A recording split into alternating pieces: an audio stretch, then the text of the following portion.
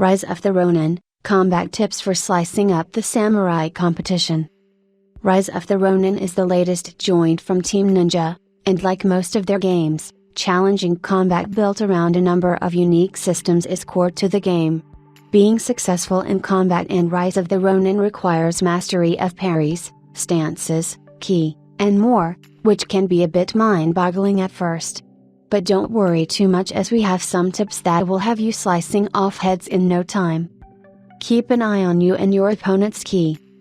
The key to Rise of Ronin's combat is, well, ki. Both you and your opponent's ki is represented by the blue bar underneath the main life bar.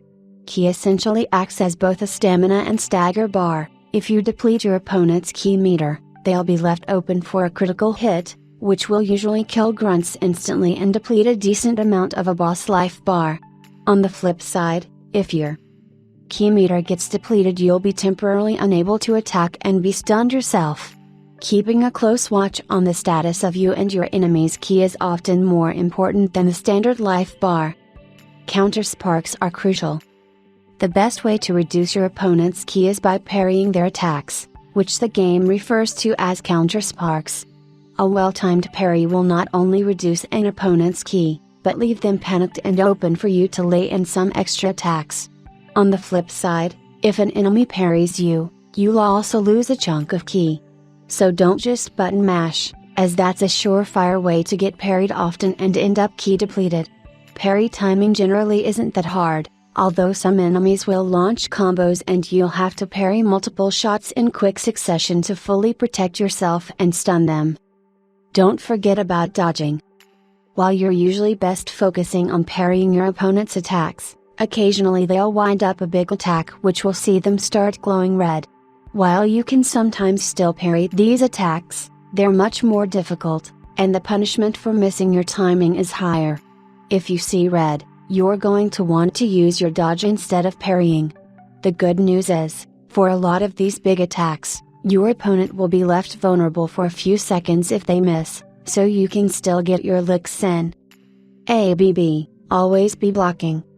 The other way to mitigate incoming damage is block, and frankly, you should pretty much always have your block up. You can still parry while blocking, so there's really no downside to it. Get used to swapping stances. While they don't necessarily matter too much early on, once you get a bit deeper into the game, you're going to want paying attention to stances. Each weapon you have can have up to 3 combat styles applied to them, and each of these styles falls under one of 3 stances, Jin, K, and Ten. Each of these stances are strong, weak against enemies with specific weapons. Jin, effective against sabers and lightweight weapons, not effective against odaches and heavy weapons.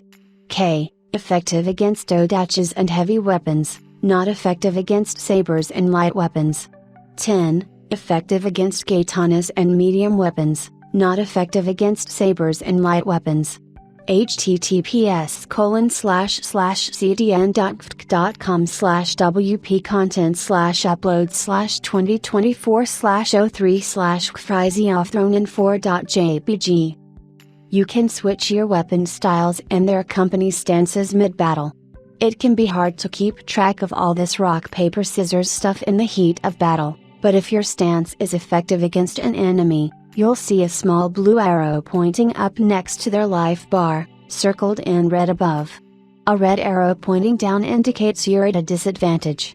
So what's striking the right stance get you? Basically, it allows you to knock off an opponent's ki much quicker, so it's definitely worth it. Blade Flash after an attack flurry. This one's easy to overlook. After successfully landing an attack, or series of attacks, tap the R1 button to flick the blood off your sword. This will boost your ki meter.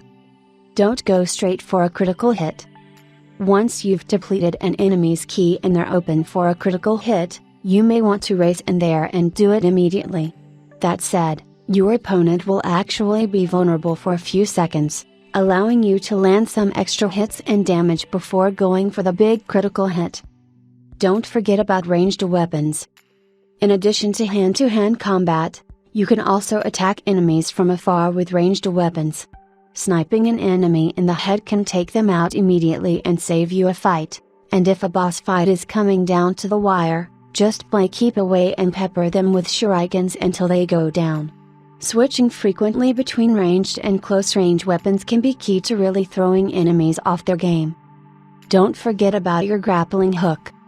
Finally, while your grappling hook is mainly used for traversal, it can also be used to grab enemies and drag them into close range, or throw items, like explosive barrels, at opponents. And there you are. A few tips that should make you a master of 19th century Japan in no time.